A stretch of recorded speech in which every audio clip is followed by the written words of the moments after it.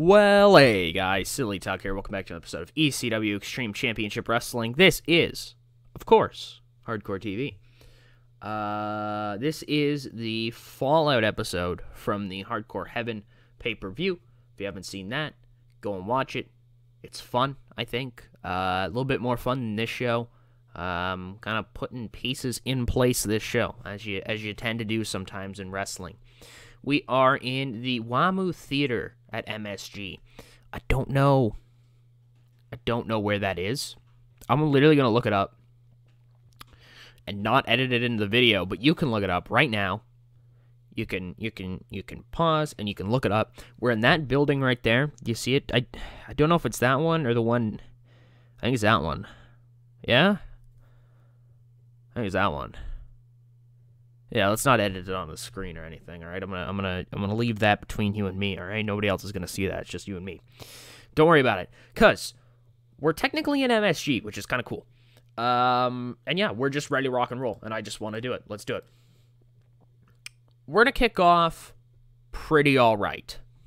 So Raven's gonna come out tonight to start off. He's got Percy Pringle with him, and of course that masked guy, if you can even call him a guy. And so Raven comes out, and he slouches in the corner, and he says, "Sabu, what I sent you was a warning. This right here, this beautiful monster of a man, this is my warning."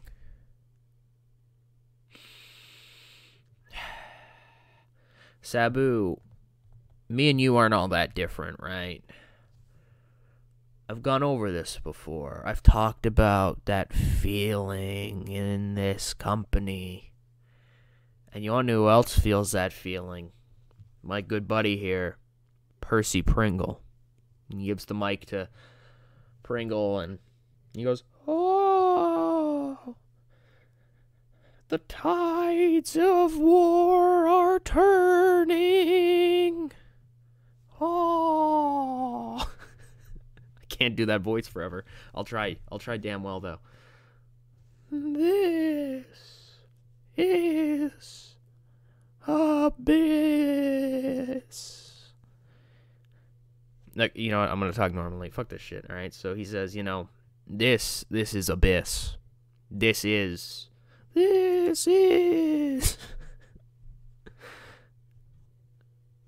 the ending of time.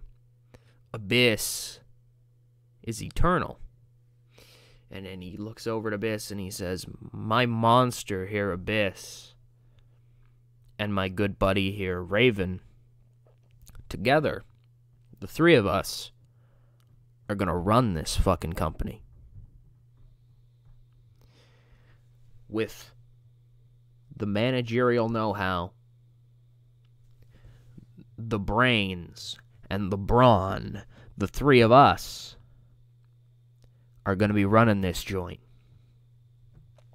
Raven says, we cut back to Raven, and he says, "Now, Sabu, I understand you have some kind of problem with me and what I did, but what I did was just a necessity of life. Things evolve. Things mature. The new eats the old. And now, Sabu, I must tell you, any further complaints or concerns you might have must be taken up with Percy and Abyss. I have much more important things to take care of." And with that, Raven seems like he's passed the buck off to Abyss. What's Raven going to be doing? I don't really fucking know. Who the fuck knows? Nobody knows. And we actually kick off with an Abyss squash. Abyss defeats Chris Chetty in 39 seconds by pinfall, a shock treatment. I'm not sure what a shock treatment is. I'll have to remember to change his finish to a black hole slam, because I like black hole slam better. When I upload this, whenever it is, right? Because it's Christmas Eve right now. Like, I'm recording this on Christmas Eve. I don't know when this will go up. It's definitely sometime in, like, early February or something ridiculous like that, because I'm pretty far ahead now, you guys. Because I think I just put up I put up WrestlePalooza, episode after WrestlePalooza. Oh, no, I'm about maybe a month ahead. I'm not as far as I thought. But yeah. I'll have to change that to Black Hole Slam. But yeah, Abyss picks up a very impressive win here. Just killing Chris Chetty. We go backstage. Lance Storm, Chris Candido with, of course, Don Marie and Tori Wilson. They break into Paul Heyman's office, and they're like, Paul, what the fuck is this? We won the #1 contenders match at Hardcore Heaven. Why are we not scheduled to face the Hardys at the Heatwave television special coming up in exactly 1 month's time? Little self-plug in there. And Heyman turns to Storm and Candido, and he says, where'd you guys read it was a #1 contenders match? And Candido is like, what? Paul, you're not implying what I think you're implying, right?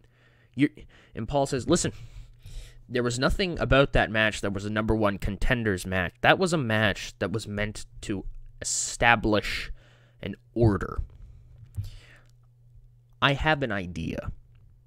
It's an interesting one, and I'm going to unveil it next week.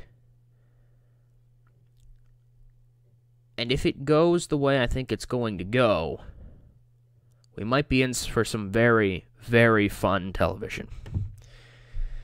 And Paul kind of escorts them out as Storm and Candido are both confused and pissed off, as you would be. Like, imagine, if you do this job, I might consider you for a promotion. You do the job 1,000 times over, and he's like, well, I said consider. Moving forward. We get a promo here from Little Guido with the FBI, and Guido puts over the fact that they beat Tommy Dreamer and the Sandman last night. The FBI, they're #1, haha, FBI #1. They're the #1 fighting force in all of ECW. The 4 of them are, just kind of what you would expect from Guido. A little bit of a cocky little prick there, We move forward, and it's a pretty damn good tag team match. I will not lie. Excuse me. And about that, had decent wrestling, but didn't have much heat. Tosetsuba defeated the Dudley Boys in 10:06 when Hayabusa defeated Devon by pinfall with a roll-up. That shouldn't say underhanded tactics. I think I said... I said flash pin? Oh, tainted finish. Okay, whatever. Yeah, it's not like a tainted finish. They don't cheat to win. Rolls them up. 1, 2, 3. Very similar to what they did to the Stormtroopers a couple weeks ago. And the Dudleys, after the match, are clearly upset. Bubba jumps on the mic, and he says, no, absolutely not. That's not how things work around here, pal. Big pop for anybody who gets that. He says, the 2 of you have been running around, rolling people up, getting lucky, avoiding conflict. Not on our watch. We ain't having it. We want the 2 of you somewhere where luck can't really happen. In a setting where there has to be a victor, because we don't want to draw like what happened before currently, right? We want 2 out of 3 falls, Tosetsuba. What do you guys say? If you can even speak English, maybe you can go get a translator to try to run this back over. Well, I'll give them something to translate for you. Fuck you. We'll see you whenever. And by the way, when we do see you, I think Bubba, tosses down the mic, climbs back in the ring, and by the way, when we do see you, the Dudleys are going to do what the Dudleys do, and what the Dudleys do is the Dudleys destroy. Drops the mic, and then Devon goes back in again, and he grabs it, and he says, oh, my brother, testify. We get a promo here from Sandman and Woman. They're backstage, like a brick wall, you know what I mean? Kind of like an old school promo. Sandman's smoking, and Woman looks in the camera and she says, Tommy, it's probably at this moment you're wondering what the hell happened. Why did your best friend, the Sandman, stab you in the back? Now, Sandman, I hope you don't get too offended by this, but Tommy, the Sandman is a snake. And when you fuck around with snakes, you get bit. And it kind of goes over the Sandman, and he says, no offense taken. You understand here, Tommy. I carried your ass for the better part of a year and a half. I ate the pins. I took the losses. I watched the submissions. All of it. You, Tommy Dreamer, are the weakest link. You, Tommy Dreamer, have been holding me down.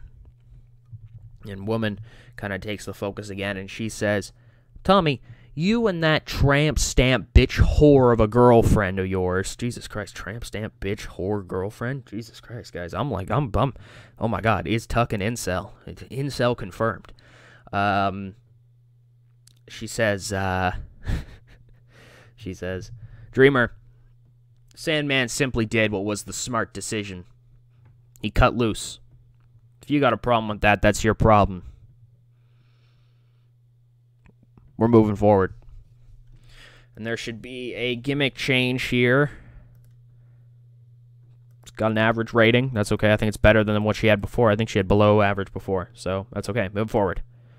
We have Mike Awesome defeating Dixie here. He's just coming in a job in about 3:15 by pinfall with an awesome splash. It's just Mike Awesome, after his loss, taking out his frustration, destroying a local jobber.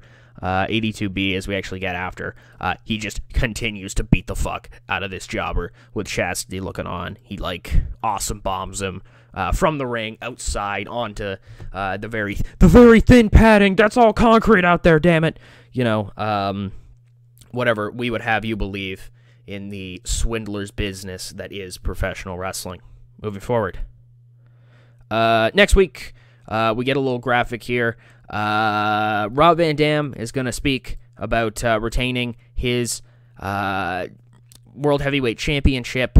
We're going to get Kurt Angle and his coronation, his celebration of winning the television championship, and also later on tonight to end off the program, we're going to hear from Taz, the former ECW World Champion. The monster has been stopped. Is it for good? I don't know. What does that even mean at this point? Who knows? Moving forward.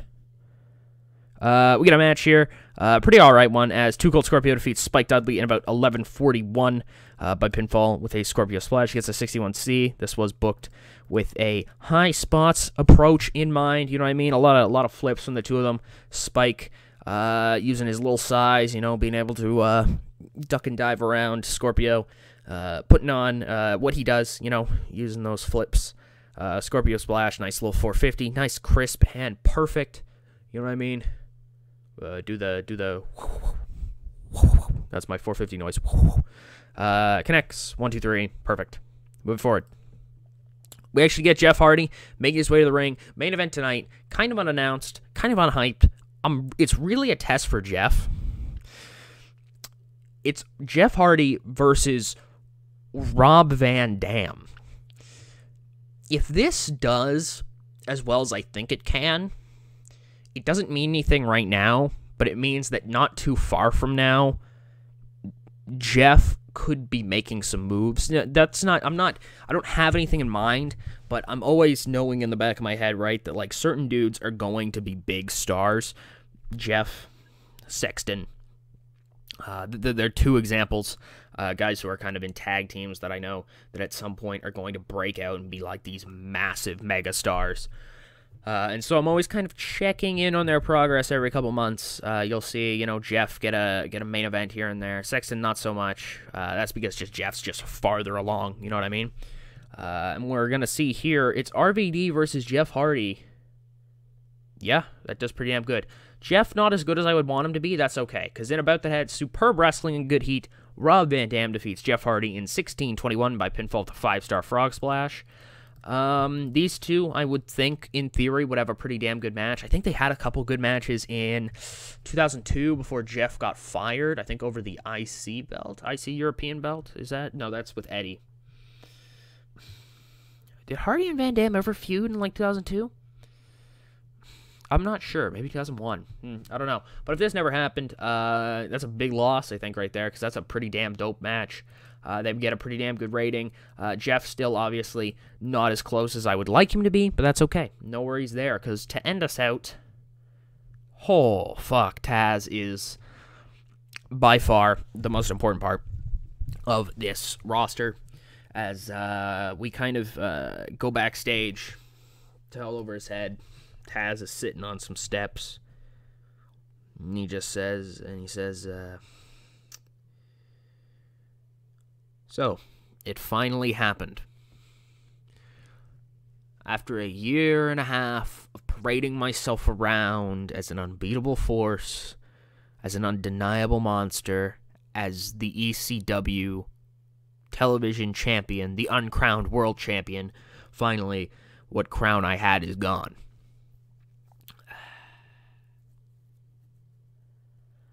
Losing the television belt is tough, because I made that belt mean more than the world belt. I defended that belt as often as I damn well felt like it, and that was often enough. 17 defenses over a year and a half. If you break that down, that's damn near once a month. That's not just on pay-per-views, not just on television specials, that's on regular old hardcore TVs, and you know damn well I'd be defending it tonight if I could. I'd defend it again and again and again and again, but I can't. I don't have that luxury. Kurt Angle beat me fair and square, as shocking as it is to say. So what's next? For the human suplex machine, well, I got some things in mind. I've been told by Paul Heyman that if I wanted it, I have an ECW world. I was supposed to say world television. I have an ECW world championship match if I want to take it. But I don't want to be given things. You know, I've worked too hard to just be given a shot at a world championship, especially when I've made a legacy, I've made a dream, I've made a fortune, if you will, off of working my ass off and beating everybody in front of me. So I'm going to do just that. What's next for Taz? It's simple, it's plain, and it's fun as hell. Taz is going to invite anybody that I want. Anybody can come down at any night, at any point, call me out, and they can beat me if they can, and survive if I let them. And that is Hardcore TV for the week. 81B, we're up in 7. Good stuff, folks. That's Electroshock right there. I think I actually know what Electroshock looks like. I think he's got like a red, like yellow getup, but it's like black or something like that in there. I'm not sure totally. I described him like Hulk Hogan, but like black Hulk Hogan, African American Hulk Hogan. Is African American Hulk Hogan just Mr. T? I don't know. Is that racist? I don't know. You could maybe say it. I'm not sure. Yep. So we drew 4,990. Did we sell out? No, we did not. Wow, we just got a really square number apparently. Big Dick Dudley Rising. Look at him go. When Big Dick's deal is up, I'm gonna let him walk. I don't really have any use for him. Interview with Kurt Angle. He hates debuting for new promotions. Cool. Good thing you're not leaving anytime soon. I hope not. Overall, we can quickly look at my finances. My finances, our finances, everybody's finances. This is communism. We're making money. You can see right here. We're up over the 900,000 mark. We're close to 1 million, folks. That's fun. And then again, I renewed all the TV deals on like 6-month deals again because I'm really hoping that we can start to really build momentum and going cult. And once we're cult, we can start talking to all these different TV stations that can hopefully increase our revenue, and then we can start doing even more fun things. Something I want to do probably at some point is like open a development. Do I have? I do. I own Hammerstein Ballroom and Viking Hall. I could sell them both and just like get like tons of money, but I don't, because Hammerstein. Hammerstein. I want to keep that. What title belts are for sale? Whole bunch of them. I don't care about. What was the highest rated one there? The IWW the OVW heavyweight. Oh, I forgot OVW went out of business. Yeah, the end of year review for 1999 is gonna be real depressing. It's gonna be just real sad.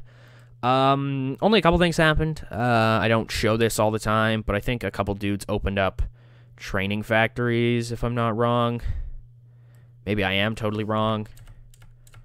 Am I wrong?